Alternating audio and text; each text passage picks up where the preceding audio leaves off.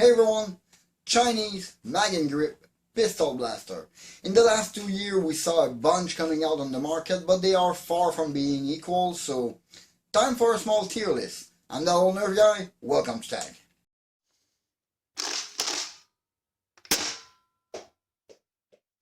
Mag and grip pistol blaster tier list. They are really far from equal. In some case, just a color variation will change the output of the blaster itself. This is kind of crazy. There are so many manufacturers. We're gonna go through a bunch of them. I don't have them all, and I'm not gonna mention the different version of the Lizzy. They are all in one same blaster for me, even if there are different company making it and different options.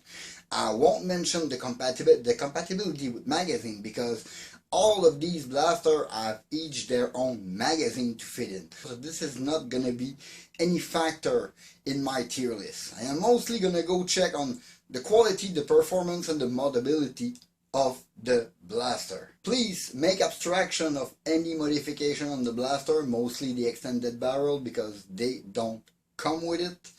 So without losing any more time, let's go with this tier list and start with the Lizzy. The Lizzy blaster came about 2 years ago. This was the first in that Chinese wave of pistol. It's basically a 1-1 copy of a Gecko blaster by Adrian. This thing functions. This is very cool for that. The thing is quite reliable. Doesn't have any slide lock for the version 1, or the 1.5, which is this one. The version 2 and version 3 have it, but that's where my problem is with this blaster. There are so many versions, and the magazine is not quite compatible from one version to the other. It's always almost compatible or very just compatible. The performance are around 95 FPS, which is okay for those kind of blaster, and the magazine hold up to 10 rounds. This is not bad, but this is not the best either. Even some of the shell are very sharp in some corner. The quality on those Lizzy blaster varies a lot from company to company, from seller to seller, meaning this is no more than a D tier blaster that I can't recommend to you. This is a big pass for me. Then let's go with the Rhino. This Rhinoceros BG02 blaster was the second of those Gecko clone Chinese pistol blaster to come out on the market. This thing really still looks like a Gecko a lot, but it's been simplified. There is no return spring, and there is an ambidextrous mag release, which is kind of annoying because when you prime the blaster, 1 time out of 2, sometimes you disengage the magazine. But that said, this is one of the best quality shell of all those pistol blaster. This thing, out of the box, shot over 100 FPS, and with the modification, it's shooting from 165 to 185 FPS. This is quite a good potent blaster, but the simplicity of it and the kind of lack of ergonomics on, because the handle is quite big, will bring it to a C tier. It is, just maybe a look at it or consider it if you want absolutely one of those clones. This is not a bad one. The Apex RE45. Not a completely bad blaster, but it's lacking in a lot of place. I mean, the shell quality is okay. You got some metal part, and the blaster got some of the largest magazine of all the pistol blaster out there. Other than looking good, this thing, when you take it out of the box, got a non-sealing barrel. This is almost 13.5, almost 14 millimeter barrel inside of there. I could just drop brass barrel in the bottom of it and it will hold. Then I would have to say the questionable quality control on it. It's painted a little roughly, not really on the mark. There were scratch on it. It was dirty when I got this one. That's not really a good one. For that, this is gonna go E tier. This is a pass. Then let's continue with the XS908 Raptor. Okay, this one got a very long barrel. Of course, I swapped it. But in its original form, this thing shoots about 80 FPS due to a too large barrel. Same problem as previous blaster had, but this one, it's a standard size barrel, so it's quite easy to swap inside. And the shell, this shell and those ergonomics feel very good in hand. plus the priming handle work super great. This is something with really small upgrade. On this thing, I haven't upgraded the spring, I have upgraded the barrel, put some O-ring inside to seal it well, and it's fetching 155 FPS. This is quite an upgrade. If you want something different, something that can hit, I would recommend this one. This is a B tier blaster for me. Following chronology, I will have to take the Fire Rat up next. You already quite know what I think about the Fire Rat. I mean, this thing is super reliable, it's accurate, got quite a good punch with 100-110 FPS out of the box on this blaster, and got amazing ergonomic. I mean, this handle has still to be equal in my book for me. This is one of the best grip out there you could have for mag and grip pistol blaster. On the downside, this can get a little more expensive. I mean, in its base form, this is about $80 for the blaster itself, and then you are not counting the metal part. This can easily fetch the $400 mark quite quick if you don't pay attention to it, and it can be a little troublesome to play inside and to upgrade it and to maintain it. This is not that easy to maintain. For those reasons, this still remains an A tier blaster. In my book, this is very, very close to perfection. This is really hard to do better than that. Right after on the market, something I only found on Amazon and only during a small period of time was the Brew 901 blaster. This thing is kind of weird in its look, but this is really a zinc. This is not a gecko clone. This is working like a zinc, and it got like a weird square plunger tube inside. The magazine is quite short, and basically you can't buy any of those magazines anywhere. I know, I've tried, and it only accepts 36mm dart. If you put any bigger in them, they will jam, they will topple inside the magazine. This is not that good, but this blaster can be modded.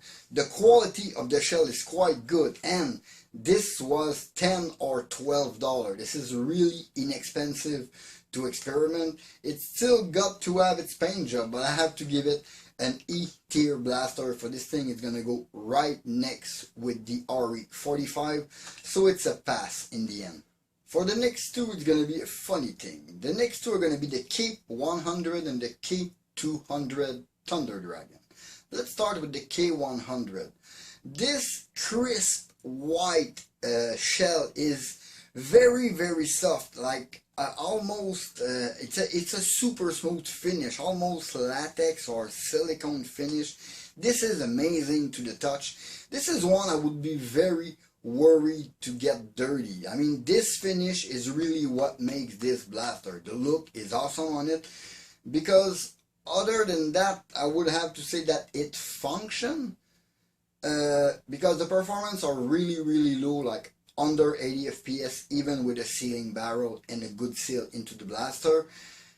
And we got a fake slide lock, which when I remove the magazine, the slide disengage, and then I have to fire, and you hear the noise in it. It's a very weak sound. There is no power in it. The limited potential and weak performance of this blaster, plus the fake slide lock on it, will force me to drop it down to D tier. This is a pass. I mean, it looked good, but that's about it. Let's go check its brother now, the K200, but don't get fooled by the shape of this blaster.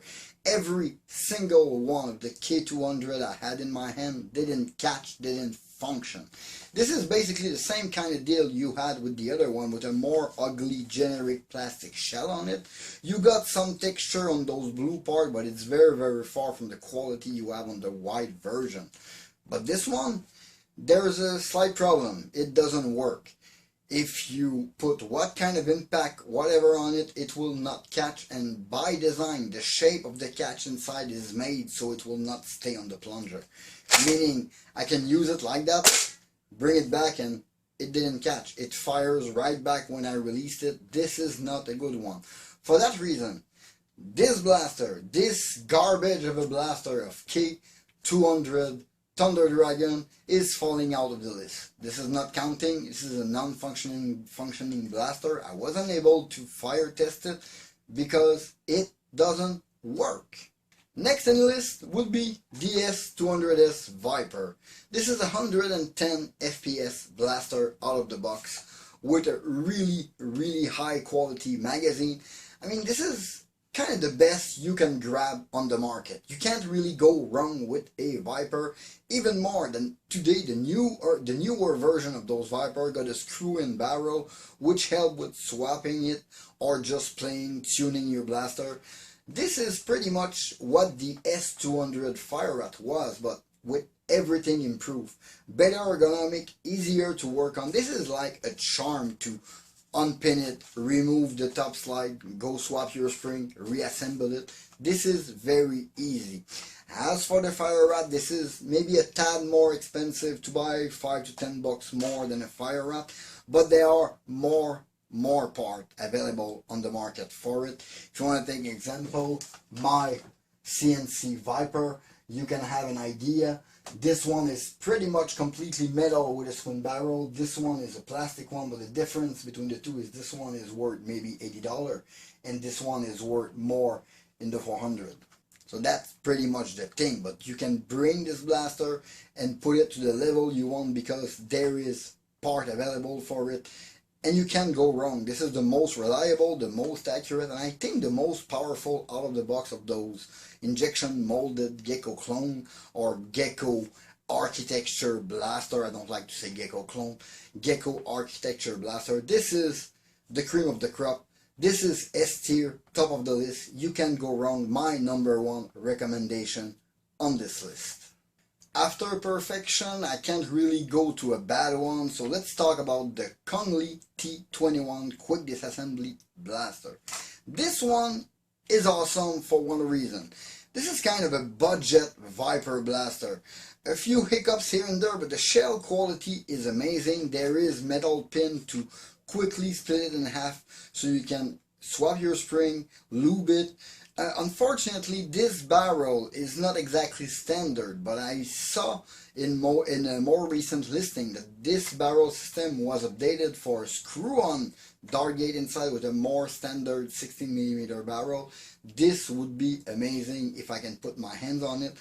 But as this blaster goes, I mean, it is very simple. So simple that it is lacking a lot of ergonomics, but overall, this is a really good blaster.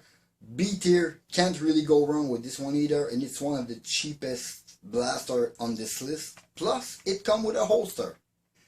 Let's finish with not exactly the best. For me, this is an abysmal blaster. It is barely on this tier list. I'm telling you right now, spoiler alert, F tier blaster, and I'm gonna explain you why. The Fire Phoenix pistol. This thing for me, it's a shame compared to any other blaster out there. Nowadays you can have it very cheap, $10, $20. It's barely worth that money. But back then, this cost me over $50, so you can imagine my feeling towards this. Where do I start? I mean, it looked good. That's the thing. It looked good. And it got a nice grip. Basically, it's almost a 1-1 copy of the Fire Rat grip. We even have the exact same groove there. So we can know where they took their model to have a nice grip. Plus, the trigger is weirdly similar. I could swap them from one blaster to another. Weird. Chinese make clone of Chinese blaster. That's a thing. But other than that, this blaster have nothing. I mean, the dart gate is molded with the barrel inside, and this barrel is not sealing on the dart, meaning you will not have any accuracy or good performance with the blaster, even if you upgrade the spring. Not very hard to open. This is the oldest thing in the book. This is a 2-part shell that you unscrew, you split it, and bam, your blaster is undone. You can change. You can try to upgrade everything inside. Besides the spring, you will not be able to do much into this thing. You can have some trouble and shove a brass barrel inside, but I'm telling you, this thing is not worth the time you will put in.